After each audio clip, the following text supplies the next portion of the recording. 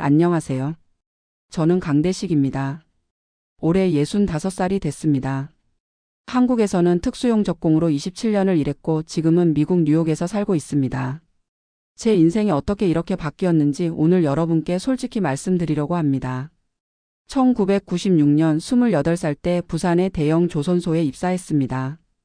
어릴 때부터 손재주가 좋았던 저는 군 복무 중에 중장비 정비를 배웠고 제대 후에는 용접학원에 다니면서 기술을 익혔습니다. 특히 특수강이나 알루미늄 같은 특수 소재 용접을 전문으로 했는데 이 일은 정말 높은 집중력이 필요했습니다. 한 번은 14시간 동안 한 번도 쉬지 않고 작업한 적도 있었습니다. 조그만 실수 하나가 대형 사고로 이어질 수 있는 일이었으니까요. 저는 시골에서 올라온 평범한 청년이었습니다. 고등학교만 졸업하고 아무런 배경도 없이 시작했지만 제 손에 있는 기술 하나만 믿고 밤낮 없이 일했습니다. 처음에는 선배들이 가르쳐주는 대로 따라하기 바빴습니다. 용접 기술이 좋아지려면 수천 시간의 연습이 필요하다고 하더군요. 저는 매일 퇴근 후에도 남아서 연습했습니다. 그렇게 3년, 5년이 지나니 제 실력을 인정받기 시작했습니다. 2000년대 초반은 조선업의 황금기였습니다. 한국 조선소들이 세계 시장을 석권하던 시절이었죠.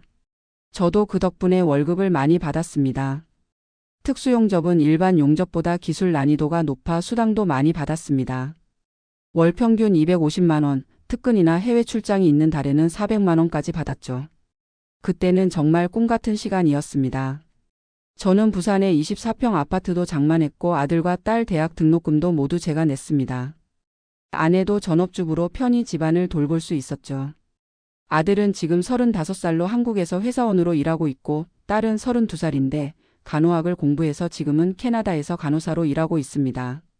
자녀들이 모두 자리를 잡았다고 생각하니 그때는 정말 뿌듯했습니다. 27년 동안 한 회사에서 일하면서 저는 정년까지 그곳에서 일하는 것이 꿈이었습니다. 60살까지 일하고 퇴직금과 국민연금으로 노후를 보내려고 계획했습니다. 매달 월급에서 국민연금을 꼬박꼬박 납부하면서 노후 준비를 하고 있었거든요. 모든 것이 순조롭게 진행되는 것 같았습니다. 하지만 2018년 제가 55살이 되었을 때 예상치 못한 일이 벌어졌습니다. 조선업 불황이 시작되면서 회사는 구조조정을 시작했고 어느 날 갑자기 제 이름이 대기 발령 명단에 올랐다는 연락을 받았습니다. 그때 느꼈던 충격을 어떻게 말로 표현할 수 있을까요? 27년 동안 한 회사에 충성하고 최선을 다했는데 정년 5년을 앞두고 이런 통보를 받다니요. 대기 발령이라는 것은 명목상으로는 일을 잠시 쉬게 하는 것이지만 사실상 해고 전 단계입니다. 월급은 기본급의 70%만 지급되고 곧바로 희망퇴직을 권유받게 됩니다. 저는 이 소식을 듣고 밤잠을 이루지 못했습니다. 특히 국민연금 만기까지 5년이 남은 상황에서 이런 일이 생기니 노후 계획이 완전히 무너졌습니다. 연금액이 크게 줄어들게 될 테고 55살에 재취업이 가능할까 하는 불안감도 컸습니다. 저는 조선소에서 만난 동기들과 함께 술을 마시며 밤새도록 울기도 했습니다. 그들도 대부분 저와 같은 처지였으니까요. 우리 모두 가장이었고 아직 자녀들 결혼도 앞두고 있었습니다. 집에 돌아와서는 아내와 매일 밤 대화를 나누며 대안을 찾았습니다. 희망퇴직을 받고 작은 가게를 열까? 아니면 끝까지 버티다가 정리해고를 당할까? 여러 선택지를 놓고 고민했습니다. 그러던 어느 날 저는 조선소 인근 식당에서 점심을 먹다가 우연히 한 장의 전단지를 발견했습니다. 미국 건설업체 특수용접 기술자 모집이라는 제목이었습니다. 처음에는 사기가 아닌가 의심스러웠습니다. 월급이 한국의 3배라고 적혀 있었거든요. 하지만 집에 와서 인터넷으로 자세히 알아보니 미국에서 실제로 운영 중인 합법적인 취업 비자 프로그램이었습니다. 알고 보니 미국은 특수기술을 가진 외국인 노동자를 위한 이비삼 취업 비자 프로그램을 운영하고 있었습니다. 특히 용접, 배관, 전기 같은 기술 인력이 부족해 해외에서 인재를 모집하고 있었습니다. 처음에는 이 나이에 무슨 해외 취업이냐라는 생각이 들었습니다. 영어도 못하고 미국에 아는 사람도 없는데 갈 수 있을까 걱정이 컸습니다. 그런데 아내가 저를 격려해 주었습니다. 한번 도전해보자. 지금 상황보다 나쁠 건 없잖아요. 아내의 말에 용기를 내어 지원서를 제출했습니다. 제 경력과 자격증을 첨부했는데 저는 특수용접 기능장 자격증도 가지고 있었거든요. 지원 후 2주까지나 연락이 왔고 실기 테스트도 통과했습니다. 그리고 얼마 후 꿈만 같은 소식이 왔습니다. 뉴욕의 건설 회사에서 취업 비자를 스폰서해 주겠다는 제안이었습니다. 결국 저는 조선소에 사표를 제출했습니다. 퇴직금으로 1억 3,500만 원을 받았습니다. 월 평균 급여 250만 원의 근속 연수 27년, 30일을 곱한 값에서 세금을 제외한 금액이었습니다. 많은 돈처럼 보일 수도 있지만 27년 인생의 대가라고 생각하면 그리 많지 않습니다. 게다가 정년까지 일했으면 더 받을 수 있었을 텐데 말이죠. 퇴직금 중 4천만 원은 자녀들 결혼 자금으로 각각 2천만 원씩 미리 나눠주었습니다. 미국 정착 초기 비용으로 3천만 원을 따로 빼두었고 부산 아파트는 전세로 돌려서 보증금 2억 원을 받아두었습니다. 남은 퇴직금 4,500만 원은 예금으로 보관했습니다. 가장 아쉬웠던 것은 국민연금이었습니다. 27년 동안 꼬박꼬박 납부했는데 정년까지 납부했으면 받을 수 있는 금액의 약 60%만 받게 된 것이죠. 게다가 미국으로 이주하면서 당장 수령할 수도 없었습니다. 국민연금공단에 확인해 보니 해외 이주 시 일시금으로 수령하는 방법도 있었지만 이미 납부한 금액의 상당 부분을 손해보게 되어 있었습니다. 결국 저는 연금을 그대로 두고 미국으로 떠났습니다. 2018년 8월 저와 아내는 모든 짐을 정리하고 뉴욕 JFK 공항에 도착했습니다. 정말 모든 것이 낯설고 두려웠습니다. 간단한 인사말 외에는 영어를 거의 하지 못하는 상태였습니다. 헐로 생크 유 정도만 알고 갔습니다. 처음 일주일은 정말 지옥 같았습니다. 식당에서 주문하는 것도 힘들었고 길을 찾는 것도 어려웠습니다. 번역 앱이 없었다면 살아남지 못했을 것입니다. 회사에서 제공한 퀸즈 지역의 작은 아파트에 정착했습니다. 한국의 24평 아파트에서 살다가 미국의 작은 아파트로 이사하니 많이 불편했지만 새로운 시작이라고 생각하고 참았습니다. 일주일 후부터 건설 현장에 출근했는데 첫날부터 난관에 부딪혔습니다. 현장 용어가 완전히 달랐던 것입니다. 한국에서는 플럭스라고 부르는 용접봉을 미국에서는 와이어라고 부르고 용접기 사용법도 조금씩 달랐습니다. 하지만 기술의 본질은 어디서나 같았습니다.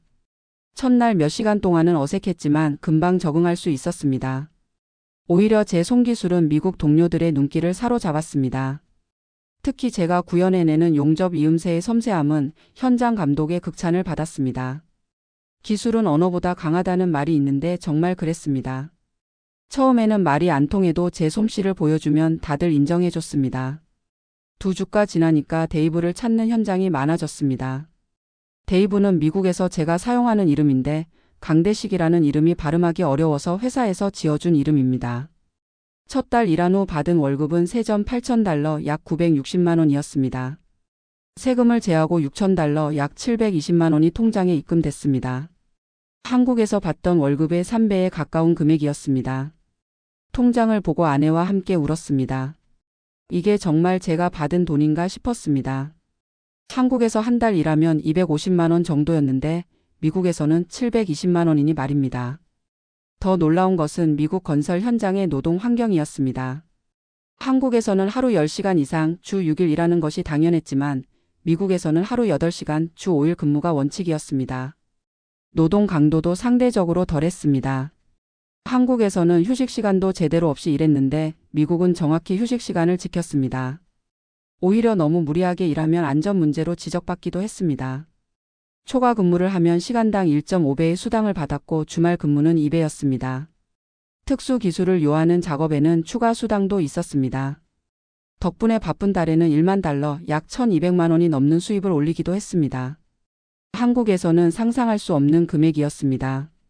미국 생활 2년 차가 되었을 때 건강검진에서 충격적인 소식을 들었습니다. 진폐증 초기 증상이 발견된 것입니다. 오랜 용접 작업으로 인한 직업병이었습니다. 한국에서도 가끔 기침이 심했는데 그냥 담배 때문이라고 생각했습니다.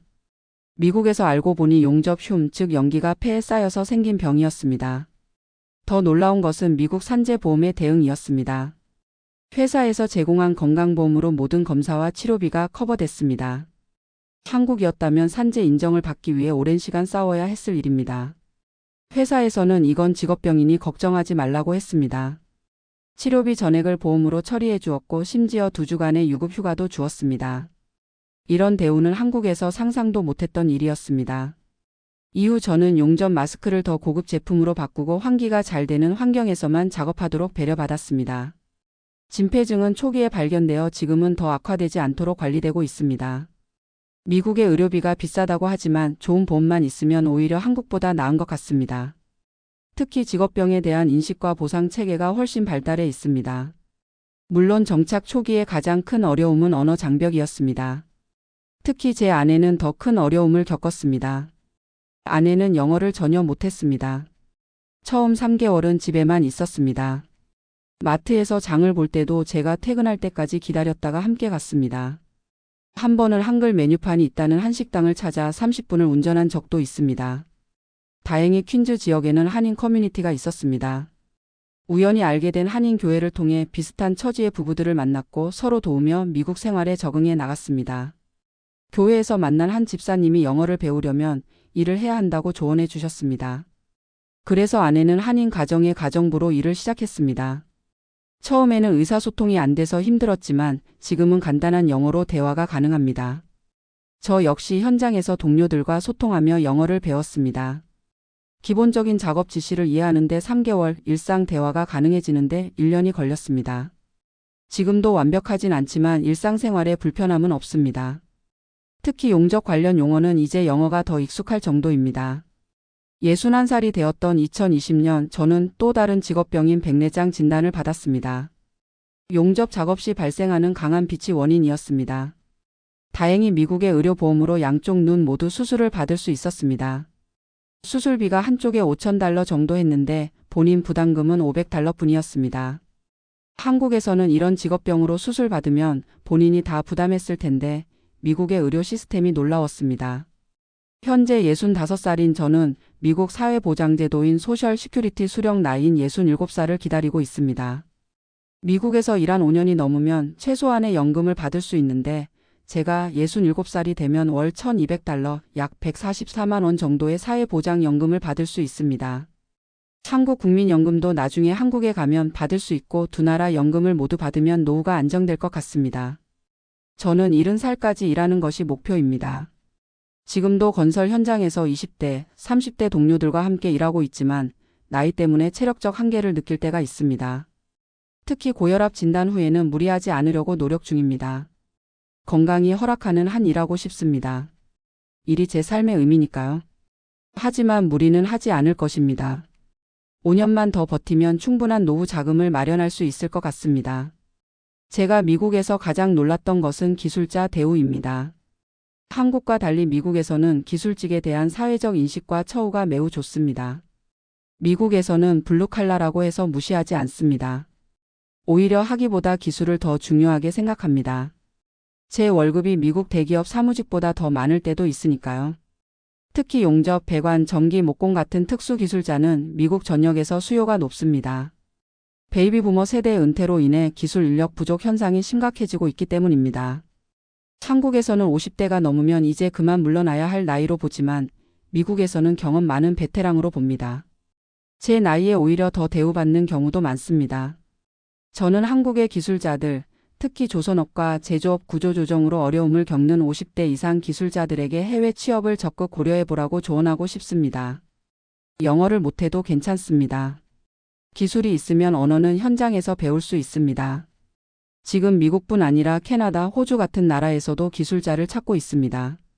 많은 어려움이 있었지만 저는 5년 전 결정을 단 한 번도 후회하지 않습니다. 가끔 한국의 옛 동료들과 연락하면 대부분 퇴직 후 경비원이나 주차관리 일을 하고 있습니다. 월급은 최저임금 수준이고 제가 미국에서 받는 돈의 5분의 1도 안 됩니다. 저는 제 선택이 경제적으로 옳았다고 확신합니다. 이제 제 목표는 이 경험을 다른 한국 기술자들과 나누는 것입니다. 저처럼 나이 들어 해외 취업하는 건 쉬운 결정이 아닙니다. 하지만 기술이 있다면 도전해 볼 가치가 있습니다. 한국에서 저평가된 기술이 해외에서는 소중한 자산이 될 수 있으니까요. 최근에는 SNS를 통해 제 경험을 공유하고 해외 취업에 관심 있는 한국 기술자들에게 조언을 제공하고 있습니다. 이미 제 소개로 5명의 한국 용접공이 미국 취업에 성공했습니다. 그들 모두 한국에서는 구조 조정이나 나이 제한으로 어려움을 겪던 분들이었습니다. 지금은 저처럼 미국에서 새 삶을 살고 있습니다. 65살인 저는 이제 자신의 경험을 바탕으로 기술 이민 컨설팅을 구상 중입니다. 일과 병행하며 주말에 온라인으로 상담을 진행할 계획입니다. 한국의 기술자들이 어떤 준비를 해야 하는지, 어떤 비자가 필요한지, 필요한 서류는 무엇인지 제가 직접 겪으며 배운 노하우를 나누고 싶습니다. 제 꿈은 한국의 베테랑 기술자들이 제2의 인생을 찾도록 돕는 것입니다. 나이가 많다는 이유로 한국 사회에서 소외된 기술자들에게 새로운 희망을 주고 싶습니다. 기술은 무형의 자산입니다. 평생 갈고 닦은 기술이 한국에서는 정년이라는 이름으로 사라지지만 다른 나라에서는 귀한 대접을 받을 수 있습니다. 그것을 많은 분들이 알았으면 좋겠습니다. 저는 55살에 인생이 끝났다고 생각했습니다. 하지만 지금은 65살에 새로운 꿈을 꾸고 있습니다. 나이는 숫자에 불과합니다. 기술만 있다면 언제 어디서든 새 출발할 수 있다는 것을 보여주고 싶습니다. 한국에서 27년 일했는데 정년 5년 앞두고 나오라고 했습니다. 그때는 세상이 무너진 것 같았습니다. 하지만 돌이켜보면 그게 축복이었습니다. 미국에서 제2의 인생을 살게 되었으니까요. 기술 하나만 믿고 떠난 모험이 제 인생을 완전히 바꿨습니다. 여러분도 도전하세요. 한국에서 끝이라고 생각했던 그 순간이 새로운 시작일 수 있으니까요.